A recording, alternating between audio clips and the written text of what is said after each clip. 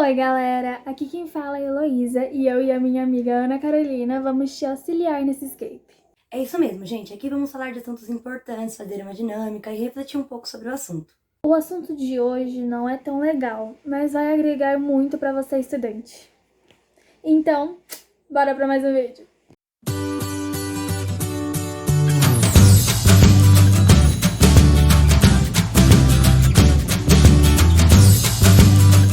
Vamos iniciar com o assunto sobre desigualdade social na escola. Isso mesmo, você sabe o que ocorre nas escolas dos seus pais? A gente convive muito dentro de um ciclo, que é até normal. Quase todos nós, estudantes, temos um ciclo de amizades na escola. Sendo a maioria dos seus amigos e você, estudante do SESI, que é uma escola particular, você muitas vezes não se liga no que ocorre em outras escolas. Um grupo de pesquisadores do Centro de Estudos da Metrópole de São Paulo começou a se questionar, em 2000, se essas desigualdades poderiam ser produzidas de acordo com a localização da escola, no centro ou na periferia, ou, mais especificamente, em regiões com alta concentração de pobres, mais homogêneas e mais ricas. Essa pesquisa feita só em escolas públicas. Um dos pontos que mostra essa diferença são as notas do Saresp de 2003. E para quem não sabe, o Saresp é o Sistema de Avaliação de Rendimento Escolar do Estado de São Paulo. No caso das provas de língua portuguesa na quarta série, a média de desempenho nas áreas centrais é maior.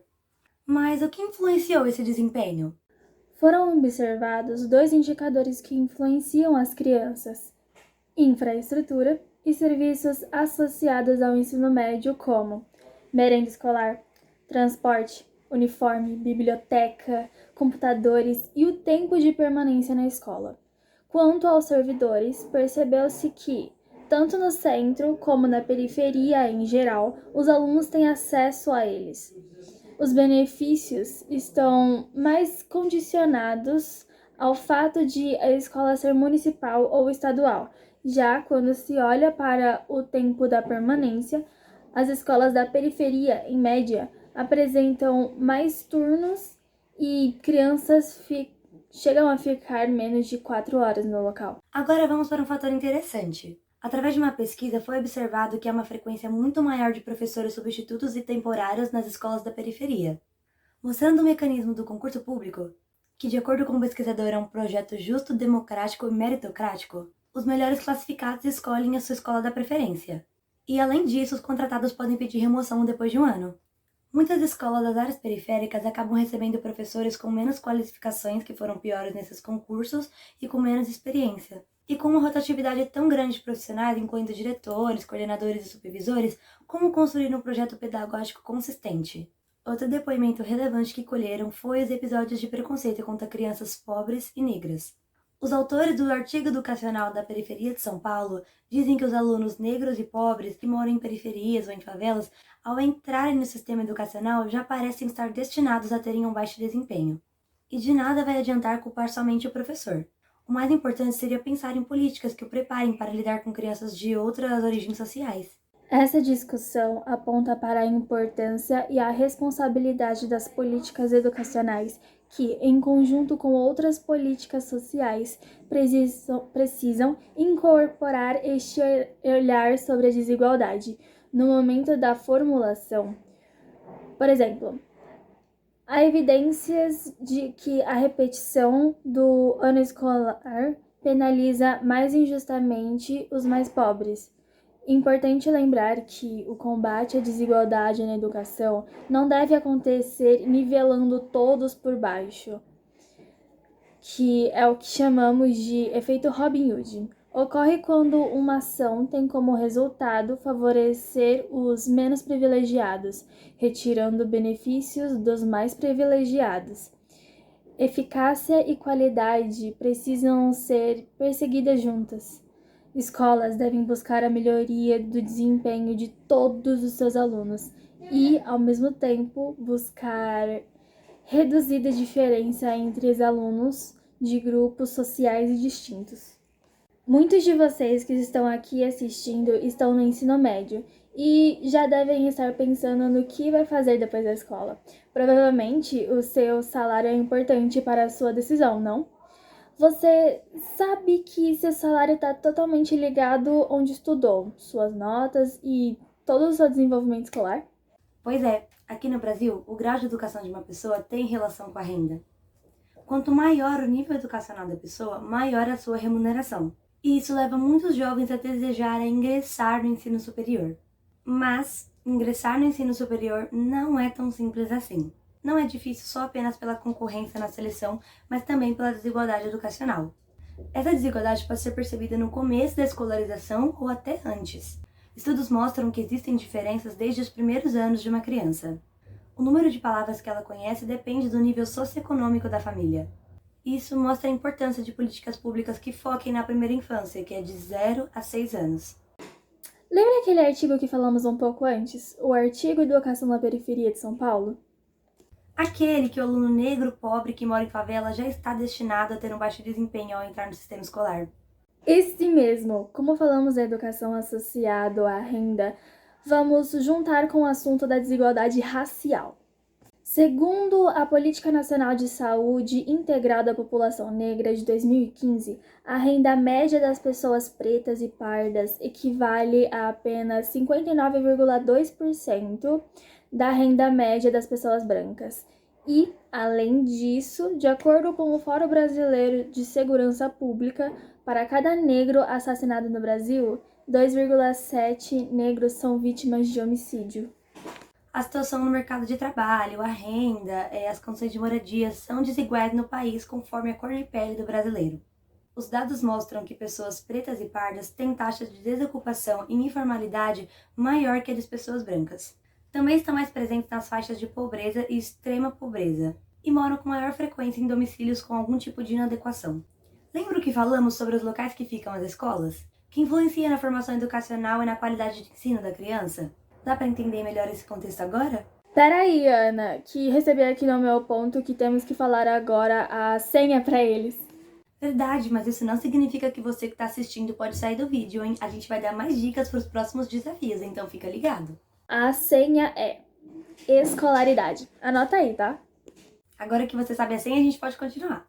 O estudo SISC, para quem não sabe, é a Síntese de Indicadores Sociais 2020, divulgado em 12 de novembro, analisa as condições de vida da população brasileira.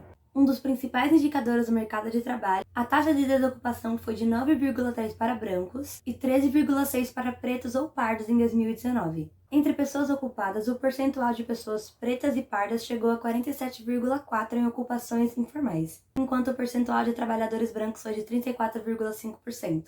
O rendimento hora de brancos com nível superior era de R$ 33,90, enquanto pretos ou pardos com o mesmo nível de instrução ganhavam R$ 23,50 por hora trabalhada. Entre as pessoas abaixo da linha da pobreza, 73,6% eram pessoas pretas ou pardas e 25,4% eram pessoas brancas. A população ocupada de cor ou raça branca ganhava 73,4% a mais do que pretas ou pardas. Em valores, significava uma renda mensal de trabalho de R$ 2.884 frente a R$ 1.663. Os dados indicam ainda que 45,2 milhões de pessoas residiam no passado em 14,2 milhões de moradias com algum tipo de inadequação. Dessa população, 13,5 milhões eram pessoas brancas e 31,3 milhões eram pessoas pretas ou pardas. Filósofa e escritora Djamila Ribeiro, a violência que a população negra sofreu no passado e continua sofrendo hoje no Brasil são romantizadas por meio de adoração à cultura negra. Segundo ela, isso causa uma falsa ideia de que não existe racismo no país. A gente fala muito das supostas pontes que nos unem. Todo mundo gosta de samba, de capoeira. As pessoas gostam das culturas negras, mas não se mobilizam quando jovens negros são assassinados todos os dias no Brasil.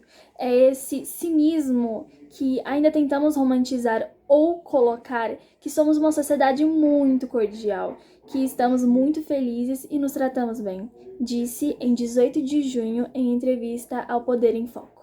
Pesquisa Poder Data, realizada de 19 a 11 de novembro, mostra que 81% dos brasileiros dizem haver preconceito contra os negros no Brasil por causa da cor da pele. Para 13% da população, o racismo não existe no país. Outros 6% não souberam responder.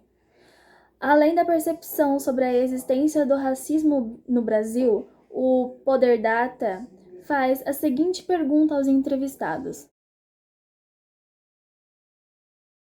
Guarda essa pergunta, hein? O resultado do levantamento mostra que 34% dos brasileiros afirmam sim, que consideram ter preconceito contra negros, alta de 6 pontos percentuais em 4 meses, quando 28% tinham essa opinião. Já que dizem que não somam 57%, a proporção variou negativamente no período. Quando são analisados os dados dos dois levantamentos, observa-se que hoje, 25 anos depois, o percentual dos que dizem haver racismo contra negros caiu de 89% para 81%, que a soma dos brasileiros que admitem eles próprios serem preconceituosos subiu de 10% para 34%. Os dados mostram que continua válida a frase cunhada pelo sociólogo Florestan Fernandes. O brasileiro não evita, mas tem vergonha de ter preconceito. No entanto, a admissão do racismo por 34% da população indica o aumento do reconhecimento do problema social que o nosso país tem. O Poder Data também apresenta como se dividem as respostas sobre a percepção de racismo e preconceito no Brasil por gênero, idade, escolaridade, região e renda. E os que menos enxergam a presença do preconceito contra a população negra no Brasil são homens, 16%, pessoas de 25 a 44 anos, 20%, pessoas que têm só o ensino fundamental, 18%, moradores do Norte, 26%, e pessoas que recebem até 2 salários mínimos, 18%. E os que mais admitem ser racista dentro dos 34% são homens, 36%, as pessoas de 60 anos ou mais, 42%, moradores do Norte, 45%, os que têm só o ensino médio, 38%, e os que recebem mais de 10 salários mínimos, 46%. Esse vídeo introduzindo o que vai tratar nesse escape acaba aqui. Te esperamos no próximo nível!